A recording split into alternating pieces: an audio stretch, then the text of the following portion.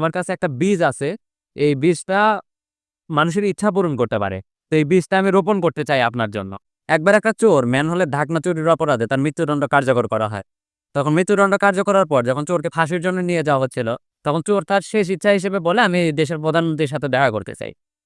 তো তার আবেদন গ্রহণযোগ্য হলো। প্রধানমন্ত্রীর সাথে সে দেখা করল। প্রধানমন্ত্রী তখন তাকে জিজ্ঞেস করল যে, "তুমি আমার সাথে কেন দেখা করতে চেয়েছিলে?" তখন চোরটা বলল যে, "আমার কাছে একটা বীজ আছে।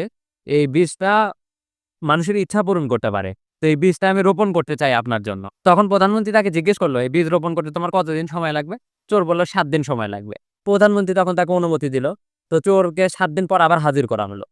৭ দিন পরে আসার পর চোরকে প্রধানমন্ত্রী জিজ্ঞেস করল, "তোমার বীজ কি রোপণ করা হয়েছে?"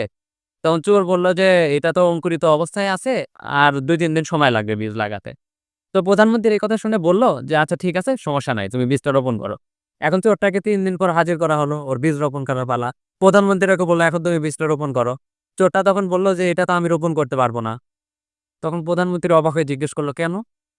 তখন চোর বলতেছে, "এই বীজটা এমন একটা মানুষের রোপণ করতে হবে যে জীবনে কোনোদিন চুরি করে নাই।"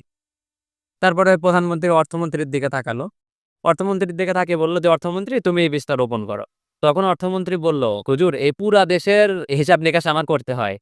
তো আমার হিসেবে তো একটু গরমিল হতেই পারে। এটা আপনি অন্য কাউকে বলুন।" তখন রাজা তার খাদ্যমন্ত্রী যে আছে তাকে বলল যে, "এই বীজটা রোপণ করো।" তখন খাদ্যমন্ত্রী বলল, "হুজুর, এই পুরা দেশের খাদ্যর সব সেক্টর আমার দেখাশোনা করতে হয়। তো এটাতে তো একটু হিসাবে উলটপালট হতেই পারে। তো এই বীজটা অন্য কাউকে বলেন।" এভাবে একে, একে রাজা তার সব মন্ত্রীদের বলল বীজটা রোপণ করতে। কিন্তু কেউই বীজটা রোপণ করার সাহস পেল না। সবাই বিষয়টাকে এড়িয়ে গেল।